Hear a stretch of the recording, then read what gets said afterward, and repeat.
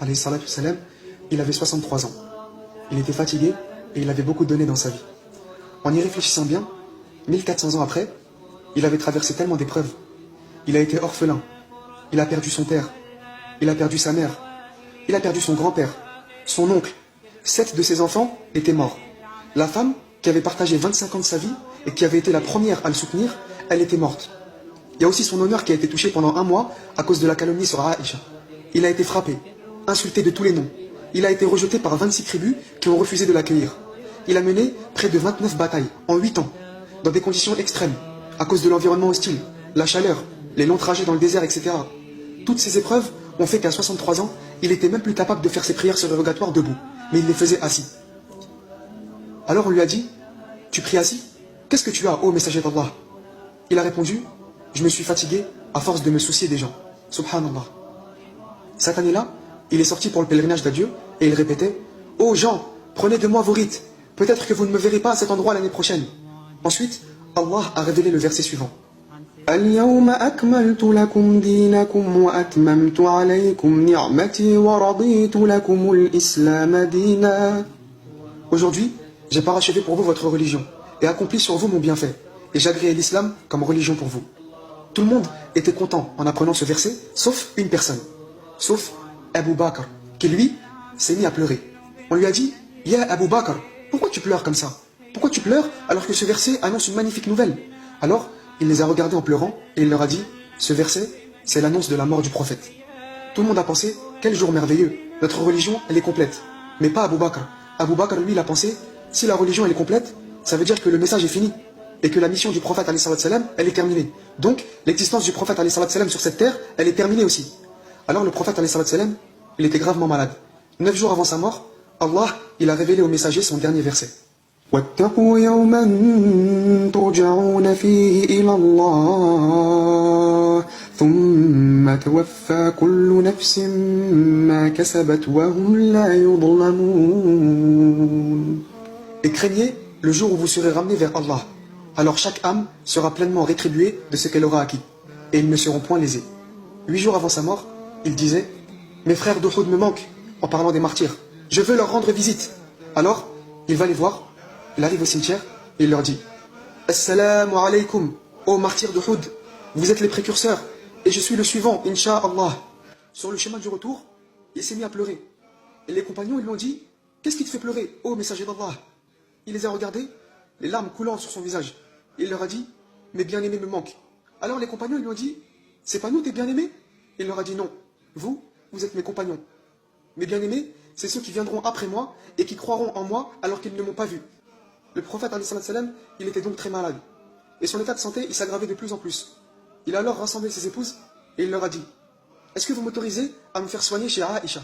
Subhanallah, regarde, il est en train de mourir et il pense encore au bon comportement envers ses épouses. Les épouses du prophète, alayhi salam, elles l'ont donc autorisé à passer ses derniers jours chez Aïcha. Et comme vous le savez, la maison de Aïcha, elle était collée à la mosquée. Et ce qui les séparait, c'était un simple rideau. D'un côté du rideau, les gens. Ils étaient tellement inquiets de son état qu'ils se sont rassemblés dans la mosquée sans boire et sans manger. Ils étaient là à attendre la moindre nouvelle.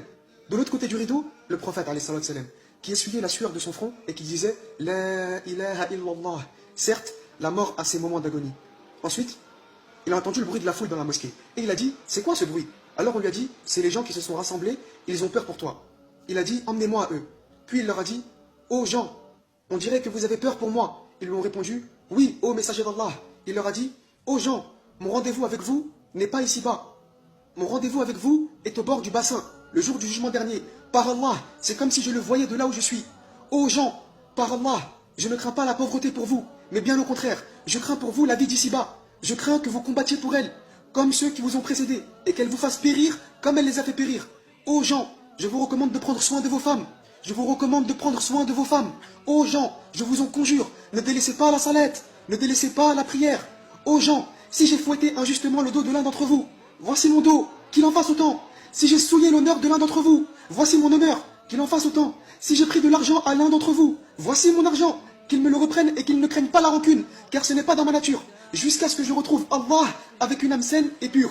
Puis il a dit, ô gens, Allah a proposé à un serviteur de choisir entre la vie d'ici-bas et la rencontre d'Allah. Et il a choisi la rencontre d'Allah. À ce moment, Seul Abu Bakr, radiallahu anhu, avait compris que le serviteur dont parlait le prophète, alayhi salam, c'était lui-même.